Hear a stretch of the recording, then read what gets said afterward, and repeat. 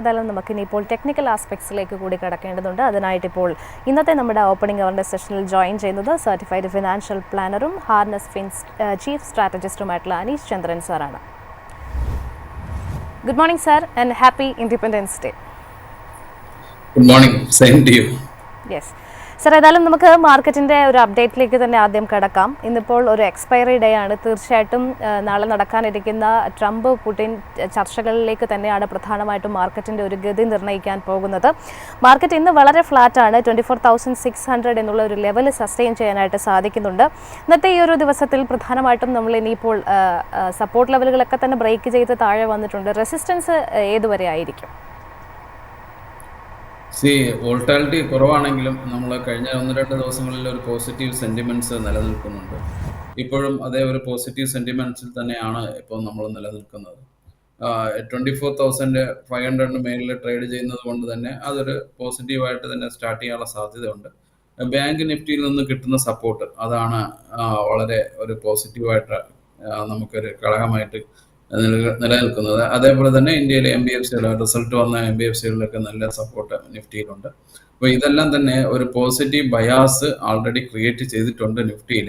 But expiry ആയതുകൊണ്ട് തന്നെ volatility നമുക്ക് പ്രതീക്ഷിക്കാം. ഒരു ഫസ്റ്റ് ഹാഫിലെ സ്ലോ സ്റ്റാർട്ടിങ് ആണെങ്കിലും കുറച്ച് കഴിയുമ്പോഴേക്കും അത് ഒരു മുകളിലോട്ട് പോകാനും ഉള്ള സാധ്യതയുണ്ട്. തീർച്ചയായിട്ടും എൻഡ് ഓഫ് ദ ട്രേഡിംഗ് സെക്ഷനിൽ ചെറിയ പ്രോഫിറ്റ് ബുക്കിംഗ് ഒക്കെ വരാം. അപ്പോൾ 24,800 മാർക്കറ്റ് വരികയാണെങ്കിൽ അത് വളരെയധികം നമുക്ക് ആശ്ചര്യപ്പെടാനില്ല. കാരണം ഓയിൽ പ്രൈസ് എല്ലാം കുറയുകയാണ്. അപ്പോൾ ഈ സമയത്ത് നമ്മൾ വളരെ ക്രൂഷ്യലായിട്ട് വാച്ച് ചെയ്യേണ്ട റെസിസ്റ്റൻസ് ലെവൽ 24,800 അടുത്ത് തന്നെയാണ്. ആ ഒരു ലെവലിൽ നമ്മൾ ക്രൂഷ്യലായിട്ട് വാച്ച് ചെയ്യുക.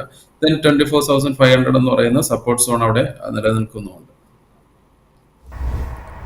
നമ്മൾ ഇന്ന് നിഫ്റ്റി ബാങ്ക് ഇൻഡെക്സിലേക്ക് വരികയാണെന്നുണ്ടെങ്കിൽ നിഫ്റ്റി അപേക്ഷിച്ച് ഒരു അല്പം കൂടി മുന്നേറ്റം കൂടുതലാണ്. ഏതാണ്ട് 157 പോയിന്റുകളുടെ ഒരു മുന്നേറ്റം ഈ ഒരു ആദ്യത്തെ മണിക്കൂറുകളിൽ തന്നെ നിഫ്റ്റി ബാങ്ക് ഇൻഡെക്സ് കാഴ്ചവെക്കുകയാണ്. 55,338 എന്നുള്ള ഒരു ലെവൽ സസ്റ്റെയിൻ ചെയ്യുന്നുണ്ട്, അല്ലെങ്കിൽ 55,300 എന്നുള്ള ഒരു ലെവൽ സസ്റ്റെയിൻ ചെയ്യാനായിട്ട് നിഫ്റ്റി ബാങ്ക് ഇൻഡെക്സിന് സാധിക്കുന്നുണ്ട്. നിഫ്റ്റി ബാങ്ക് ഇൻഡെക്സിൻ്റെ ഒരു അണ്ടർടോൺ ബുള്ളിഷ് ആയിട്ട് തുടരുന്നുണ്ട്. എങ്ങനെയാണ് ടെക്നിക്കൽ ആസ്പെക്ട്സ് ഇൻഡിക്കേറ്റ് ചെയ്യുന്നത്? തീർച്ചയായിട്ടും നമ്മൾ നേരത്തെ പറഞ്ഞിരുന്നു, അത് പോസിറ്റീവാണ്. തിരിച്ചു വരാനുള്ള ഒരു സപ്പോർട്ട് സോണിൽ നിന്ന് തിരിച്ചു വരാനുള്ള ഒരു പാതയിലാണ് ബാങ്ക് നിഫ്റ്റി. എനിക്ക് തോന്നുന്നു വളരെയധികം പോസിറ്റീവായിട്ടുള്ളൊരു ഒരു മൊമെൻറ്റം ബാങ്ക് നിഫ്റ്റിയിൽ അവശേഷിക്കുന്നുണ്ട്. അത് എപ്പോൾ വരുമെന്നുള്ള കാര്യത്തിൽ മാത്രമാണ് നമുക്കൊരു ഇതുള്ളത്. അതിനുശേഷം അത് നമുക്ക് ടൈം ചെയ്യാൻ കഴിയില്ലെങ്കിൽ പോലും ബാങ്ക് നിഫ്റ്റിയിൽ ഒരു പോസിറ്റീവായിട്ടുള്ള മൊമെൻറ്റം ഇപ്പോൾ നമുക്ക് കാണാൻ കഴിയും. ആ മൊമെൻറ്റം കണ്ടിന്യൂ ചെയ്യുകയാണെങ്കിൽ 56,000 വരാനുള്ള സാധ്യത ഉണ്ട്. തീർച്ചയായും അതൊന്നും വാച്ച് ചെയ്യുക. നമ്മൾ കോൺഷ്യസ് ആയിട്ട് വാച്ച് ചെയ്യുക. ബാങ്ക് നിഫ്റ്റിയിൽ ഓരോ സമയം ഇഞ്ചിഞ്ചായി മുന്നോട്ടെന്നാണ് പ്രതീക്ഷിക്കുന്നത്. 55,000 ഒരു സപ്പോർട്ട് സോൺ ആയിട്ട് വളരെ സേഫ് ആയിട്ടുള്ള ഒരു സപ്പോർട്ട് സോൺ ആയിട്ട് വെച്ചിട്ട് അത് മൂവ് ചെയ്യുമെന്നാണ്. 56,000 നിയറസ്റ്റ് ആയിട്ടുള്ള ഒരു റെസിസ്റ്റൻസ് ലെവൽ തന്നെയാണ്. ഒരു പോസിറ്റീവ് ടോൺ തന്നെയാണ് ഇപ്പോൾ നിലനിൽക്കുന്നത്. അടുത്ത ട്രേഡിംഗ് ഡേയ്സിലെല്ലാം തന്നെ നമുക്ക് വളരെ ഡേറ്റാസ് ഒക്കെ വരാറുണ്ട്. എങ്കിൽ പോലും ബാങ്ക് നിഫ്റ്റി സസ്റ്റെയിൻ ചെയ്യുമെന്ന് തന്നെയാണ് ഞാൻ പ്രതീക്ഷിക്കുന്നത്. ഇന്ന് IT ഇൻഡെക്സ് ആണ് എസ്പെഷ്യലി നിഫ്റ്റിക്ക് ഏറ്റവും അധികം ഒരു കോൺട്രിബ്യൂഷൻ നൽകുന്നത്. വിപ്രോ, ഇൻഫോസിസ് തുടങ്ങിയ പ്രധാനപ്പെട്ട IT സ്റ്റോക്കുകളിൽ 1% കൂടുതൽ നമുക്ക് മുന്നേറ്റം കാണാൻ സാധിക്കുന്നുണ്ട്. ബാക്കിയുള്ള ഇൻഡെക്സുകളിലൊക്കെ തന്നെ ഒരു നേരിയ തോതിലുള്ള സെൽ ഓഫ് കാണുമ്പോഴും IT ഇൻഡെക്സ് 1% കൂടുതലുള്ള ഒരു മുന്നേറ്റം ഇപ്പോൾ പ്രകടമാക്കുന്നുണ്ട്. IT ഇൻഡെക്സിലുള്ള സാറിൻ്റെ ഒരു ടേക്ക് എങ്ങനെയാണ് തുടർന്ന്? വളരെയധികം ഒരു നെഗറ്റീവ് വന്നതാണ്. റീസെൻ്റ്ലി വളരെയധികം നെഗറ്റീവ് വന്നൊരു ഇൻഡെക്സ് ആണ് നമ്മളുടെ IT ഇൻഡെക്സ് എന്ന് പറയുന്നത്. അവിടെ നിന്ന് ഒരു ചെറിയൊരു കൺസോൾട്ടേഷൻ ആണ് അത് ശ്രമിക്കുന്നത്. 34,000 അല്ലെങ്കിൽ 35,000 എന്ന നിലയിൽ കൺസോൾട്ടേറ്റ് ചെയ്ത് മുകളിലോട്ട് വരാനാണ് IT ഇൻഡെക്സ് ശ്രമിക്കുന്നത്. എനിക്ക് തോന്നുന്നു കുറച്ച് പുൾ ബാക്ക്, അതായത് കഴിഞ്ഞ ദിവസങ്ങളിലെല്ലാം ഉണ്ടായിട്ടുള്ള, കഴിഞ്ഞ വീക്സിലൊക്കെ ഉണ്ടായിട്ടുള്ള ഒരു സെൽ ഓഫിൽ നിന്നും ഒരു മോചിതനായിട്ടുള്ള ഒരു ശ്രമമാണ് ഇപ്പോൾ നടക്കുന്നത്. ചെറിയൊരു പുൾ ബാക്ക് ഉണ്ടാവാനുള്ള സാധ്യതയുണ്ട്. നമുക്കത് പ്രതീക്ഷിക്കാം. ഒരു 3,000 പോയിന്റ്സിന്റെ അടുത്തൊക്കെ വരാനുള്ള സാധ്യത, 38,000 അടുത്തൊക്കെ വരാനുള്ള സാധ്യതയുണ്ട്. കുറച്ച് മൊമെന്റം, അതല്ലെങ്കിൽ ഒരു ഷോർട്ട് കവറിംഗ് എന്ന മോഡിലേക്ക് അതൊരു പോസിറ്റീവ് വരാനുള്ള സാധ്യത ഇപ്പോൾ ഉണ്ട്. കാരണം വളരെയധികം ബേസ് ലെവലിലേക്ക് അത് വന്നിട്ടുണ്ട്, റിട്രേസ് ചെയ്ത്. അതുപോലെ സപ്പോർട്ട് സോണിൽ നിന്നാണ് അത് കയറി വരുന്നത്. തീർച്ചയായിട്ടും അവിടെ ഒരു സപ്പോർട്ട് കിട്ടാനുള്ള സാധ്യത നിഫ്റ്റിക്ക്, ഒരു സപ്പോർട്ട് IT ഇൻഡെക്സിൽ നിന്ന് കിട്ടാനുള്ള സാധ്യതയുണ്ട്. ഇപ്പോൾ നമ്മൾക്ക് ഏറ്റവും അധികം ഒരു മൂവ്മെന്റ് റിസൾട്ടുകൾക്ക് ശേഷം ഒരു സ്റ്റെല്ലാർ പെർഫോമൻസ് കാഴ്ചവെക്കുന്നത് മുത്തൂറ്റ് ഫിനാൻസിന്റെ ഓഹരികളിലാണ്. ഇന്നൊരു ഓൾ ടൈം ഹൈ ആണ് ബ്രേക്ക് ചെയ്തിരിക്കുന്നത്. ഒരു അപ്പർ സർക്യൂട്ടിലാണ് സ്റ്റോക്ക് ഉള്ളത്. മുത്തൂറ്റ് ഫിനാൻസിനെ സംബന്ധിച്ചിടത്തോളം പ്രധാനപ്പെട്ട പാരാമീറ്റേഴ്സിലൊക്കെ തന്നെ എക്സ്പെക്ടേഷനെ മറികടന്നുകൊണ്ടുള്ള ഒരു പെർഫോമൻസ് കാഴ്ചവെച്ചിരിക്കുന്നു. തീർച്ചയായിട്ടും അസറ്റ് ക്വാളിറ്റി ഇംപ്രൂവ് ചെയ്തിട്ടുണ്ട്. നെറ്റ് ഇൻട്രസ്റ്റ് ഇൻകം, അതോടൊപ്പം തന്നെ മറ്റ് പ്രധാനപ്പെട്ട പാരാമീറ്റേഴ്സ് ആയിട്ടുള്ള റവന്യൂ, എബിറ്റയിലൊക്കെ തന്നെ നമുക്ക് മുന്നേറ്റം കാണാൻ സാധിക്കുന്നുണ്ട്. 73.2% ഒരു മുന്നേറ്റമാണ് ഇത്തവണ ഫസ്റ്റ് ക്വാർട്ടറിൽ നെറ്റ് പ്രോഫിറ്റിൽ ഉണ്ടായിരിക്കുന്നത്. മുത്തൂറ്റ് ഫിനാൻസിന്റെ ഈ ഒരു ഹൈ ലെവൽസിൽ നമ്മൾ ഇനി പ്രധാനമായിട്ടും ഇത് ഹോൾഡ് ചെയ്യുന്ന ഇൻവെസ്റ്റേഴ്സ് സ്വീകരിക്കേണ്ട സ്റ്റാൻസ് എന്താണ്? തീർച്ചയായിട്ടും നമ്മൾ ഒരുപാട് പ്രാവശ്യം കവർ ചെയ്തതാണ് മുത്തൂറ്റ്. അതിൻ്റെ എല്ലാ ന്യൂസുകളും തന്നെ നമ്മൾ വളരെയധികം ഡിസ്കസ് ചെയ്തിരുന്നു. ലെവൽസൊക്കെ നമ്മൾ പറഞ്ഞിരുന്നു. തീർച്ചയായിട്ടും ഈ ഒരു പെർഫോമൻസ് എക്സ്പെക്ട് ചെയ്തതാണ്. കാരണം താഴോട്ട് പോകുമ്പോഴും അതിലൊരു പോസിറ്റിവിറ്റി ഉണ്ടാവും എന്നുള്ള പ്രതീക്ഷ നമ്മൾക്കുണ്ടായിരുന്നു. ഈ ഒരു ലെവലിൽ അത് പ്രതീക്ഷിക്കുകയും ചെയ്തിരുന്നു. ഇപ്പോഴത്തെ ലെവലിൽ എനിക്ക് തോന്നുന്നു അത് നിയർലി ഒരു 3000 അടുത്തേക്ക് പോകാനുള്ള ഒരു സ്ട്രെങ്ത് ആ മൊമെന്റത്തിനുണ്ട്. പക്ഷെ അത് ഓരോ സമയവും കൊണ്ടുപോകുന്നത് സസ്റ്റെയിൻ ചെയ്യുമോ ഇല്ലയോ എന്നുള്ളതിന്നോ അടുത്ത ദിവസങ്ങളിലൊക്കെ നോക്കുകയാണെങ്കിൽ പോലും അടുത്ത വലിയൊരു മൊമെന്റ്സ് വരുമ്പോൾ തന്നെ അത് 3000 കൊണ്ടുപോകാനുള്ള സാധ്യതയുണ്ട്. ഇപ്പോൾ 1-2 ദിവസത്തെ ഒരു മൊമെന്റ്സിന് ശേഷം ഒരു പ്രോഫിറ്റ് ബുക്കിംഗ് വന്നു കഴിഞ്ഞാൽ അത് റീട്രേഡ് ബൈ എന്നുള്ള ലെവലിൽ എടുക്കുന്നതായിരിക്കും റീറ്റെയിലിനെ സംബന്ധിച്ച് നല്ലത്. ഒരു പോസിറ്റീവ് ബയാസ് വെച്ചിട്ട് അതിൽ ട്രേഡ് ചെയ്യുന്നതായിരിക്കും നല്ലത്. എനിക്ക് തോന്നുന്നു ഒരു 3000 അടുത്തേക്ക് വരാനുള്ള സാധ്യതയുണ്ട്. ഇപ്പോഴത്തെ ലെവലിൽ 1-2 ദിവസം 2800 വരികയാണെങ്കിലും ഒരു ചെറിയ പ്രോഫിറ്റ് ബുക്കിംഗ് വരാൻ സാധ്യതയുണ്ട്. ആ സമയത്ത് വീണ്ടും റീ എൻറ്റർ ചെയ്യുന്ന ഒരു സ്ട്രാറ്റജി ആയിരിക്കും നല്ലത്. ബൈ ഓൺ ഡിപ്സ് എന്നുള്ള ഒരു സ്ട്രാറ്റജി തന്നെ ആയിരിക്കും ഈ സ്റ്റോക്സിൽ നല്ലത്. ഇനിയിപ്പോൾ നമ്മൾ ജിയോ ഫിനാൻസിലേക്ക് നോക്കുകയാണെന്നുണ്ടെങ്കിൽ 1.25% ഒരു ഇടിവാണ് കാഴ്ചവെക്കുന്നത്. നിലവിൽ ഈ ഒരു സ്റ്റോക്ക് ട്രേഡ് ചെയ്യുന്നത് 326 എന്നുള്ള ഒരു നിലവാരത്തിലാണ്. ജിയോ ഫിനാൻസിനെ സംബന്ധിച്ചിടത്തോളം ഒരു റീ എൻട്രിക്കുള്ള ടൈം ആയിട്ടുണ്ടോ? നിലവിലത്തെ ഈ ഒരു ഇടിവിനെ നമ്മൾ അവസരമാക്കാൻ സമയമായിട്ടുണ്ടോ?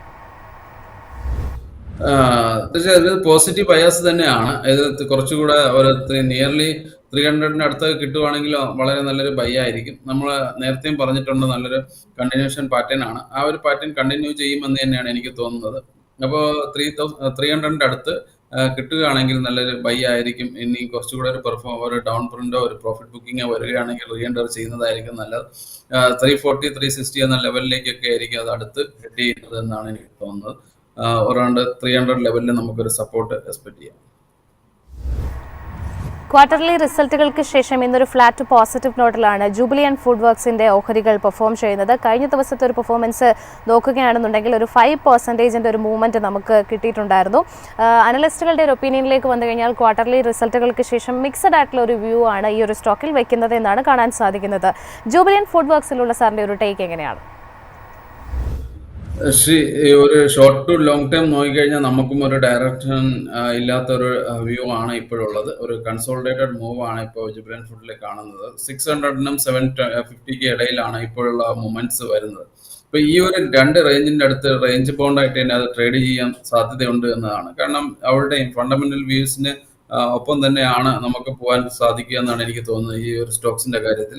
ഇങ്ങനെ വോളിയത്തിലൊന്നും തന്നെ വലിയ ഇമ്പ്രൂവ്മെന്റ്സ് ഇപ്പോൾ കാണുന്നില്ല. കഴിഞ്ഞ കുറച്ച് കാലങ്ങളിൽ കുറവായിരുന്നു. ഇപ്പോൾ റിസൾട്ട് വന്നതിന് ശേഷം കുറച്ച് വോളിയം കൂടിയിട്ടുണ്ടെന്നുള്ളതെല്ലാം സസ്റ്റൈനബിൾ ആയിട്ടുള്ള ഒരു വോളിയത്തിന്റെ ഇമ്പ്രൂവ്മെന്റ് നമുക്ക് കാണാൻ കഴിയുന്നില്ല. അപ്പൊ എനിക്ക് തോന്നുന്നത് വീണ്ടും നമ്മളുടെ റേഞ്ച് ബൗണ്ട് 600 and 750 എന്ന് പറയുന്ന റേഞ്ചിൽ നമ്മൾ വീണ്ടും അത് കണ്ടിന്യൂ ചെയ്യും.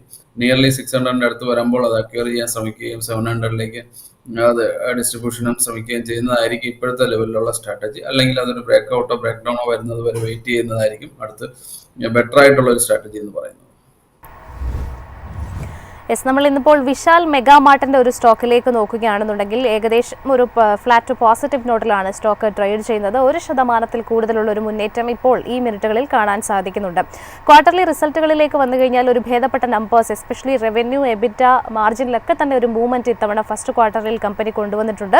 ഏതാണ്ട് 145 റുപ്പീസിലാണ് സ്റ്റോക്ക് ട്രേഡ് ചെയ്യുന്നത്. വിശാൽ മെഗാമാർട്ടിനെ സംബന്ധിച്ചിടത്തോളം അനലിസ്റ്റുകൾക്കൊക്കെ തന്നെ വളരെ പോസിറ്റീവ് ആയിട്ടുള്ള ഒരു വ്യൂ ആണ് ഇപ്പോൾ ഉള്ളത്. ഏകദേശം IPO പ്രൈസിൽ നിന്നും 100% ഒരു മൂവ്മെന്റ് അല്ലെങ്കിൽ അപ്പിലാണ് ഇപ്പോൾ സ്റ്റോക്ക് ട്രേഡ് ചെയ്യുന്നത്. ഇത് ഈ ഒരു സ്റ്റോക്കിനെ സംബന്ധിച്ചിടത്തോളം സാറിന്റെ ഒരു ടേക്ക് എങ്ങനെയാണ്? വളരെ കുറച്ച് ഡേറ്റയാണ് നമുക്ക് അവൈലബിൾ ആയിട്ടുള്ളത് എങ്കിലും ചാർട്ടിൽ ഇപ്പോൾ ഉള്ള ഡേറ്റയിൽ അത് പോസിറ്റീവായിട്ട് തന്നെയാണ് ട്രേഡ് ചെയ്യുന്നത്.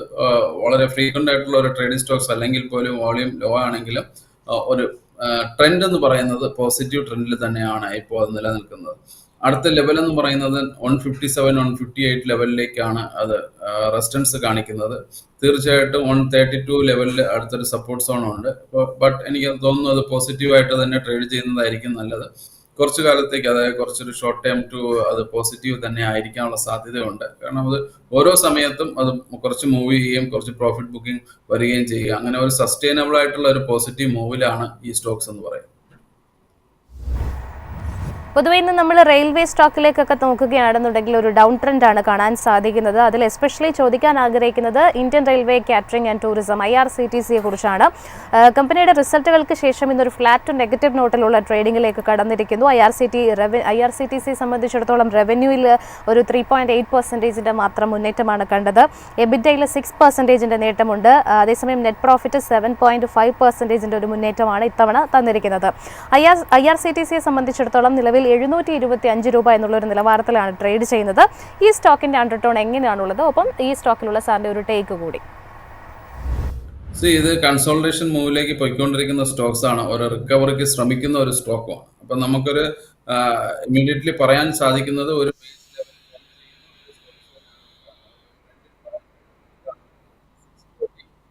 800 എന്ന ലെവലിലാണ് ഇപ്പോൾ എൻ്റെ ഒരു ട്രേഡിംഗ് റേഞ്ച് കഴിഞ്ഞ കുറേ 3-4 മാസമായിട്ട്. റിക്കവറിക്കുള്ള സാധ്യതയും കാണുന്നുണ്ട്. കാരണം വോളിയം ഇമ്പ്രൂവ് ചെയ്യുന്നുണ്ട്. എന്തെങ്കിലും മൂവ്മെന്റ്സ് ഒക്കെ വരുമ്പോൾ, പ്രത്യേകിച്ച് പോസിറ്റീവ് മൂവ്മെന്റ്സുകൾ വരുമ്പോൾ തന്നെ വോളിയം അട്രാക്ട് ചെയ്യപ്പെടുന്നുണ്ട്. അപ്പോൾ തീർച്ചയായിട്ടും നമുക്ക് നോക്കാൻ കഴിയുന്നത് എന്തെങ്കിലും ഒരു മൂവ്മെന്റ്സ് വന്നു കഴിഞ്ഞാൽ, പോസിറ്റീവായിട്ട് വന്നു കഴിഞ്ഞാൽ ഓരോ റീറ്റെയിൽ പാർട്ടിസിപ്പേഷൻസ് അല്ലെങ്കിൽ ഇൻവെസ്റ്റേഴ്സിന്റെ പാർട്ടിസിപ്പേഷൻ വരുന്നുണ്ട് എന്നതുകൊണ്ട് തന്നെ പോസിറ്റീവായിട്ട് വരാനുള്ള സാധ്യതയുണ്ട്. ബട്ട് ഇപ്പം നമുക്ക് ഡയറക്ഷൻസ് അങ്ങനെ പറയാറായിട്ടില്ല. ഇപ്പോഴും കൺസോൾട്ടേഷനിലാണ്. 800 and 640 എന്ന് പറയുന്ന ഒരു ലെവലിൻ്റെ അടുത്ത് അത് കൺസോൾട്ടേറ്റ് ചെയ്യുകയാണ്. സോ അതൊരു ബേസ് ഔട്ട് ചെയ്യുകയാണെങ്കിൽ തീർച്ചയായിട്ടും നമുക്കത് വാച്ച് ചെയ്യുകയും പോസിറ്റീവായിട്ട് ബൈ ചെയ്യാൻ ഒരു ഡിസിഷൻ എടുക്കാവുന്ന ഒരു സ്റ്റോക്സ് തന്നെയാണ്. അപ്പോൾ 640 എന്ന് പറയുന്നത് വളരെ ക്രൂഷ്യൽ ആയിട്ടുള്ള സപ്പോർട്ടാണ്. അപ്പം ബിലോ 700 എന്ന് പറയുന്നത് നമ്മളത് വാച്ച് ചെയ്യുക. 700 അടുത്ത് തന്നെ അത് വാച്ച് ചെയ്യുക. ബിലോ വരികയാണെങ്കിൽ തീർച്ചയായിട്ടും ബൈ ചെയ്യാവുന്ന ഒരു സ്ട്രാറ്റജി ആയിരിക്കും നല്ലതെന്നാണ് എനിക്ക് തോന്നുന്നത്. Okay, Aneesh sir, thank you so much. Aneesh സാറാണ് ഇത്രയും സമയം നമുക്ക് ഒരുപാട് സ്റ്റോക്കുകളുടെ ഒരു ടെക്നിക്കൽ ആസ്പെക്ട്സ് നൽകിയത്.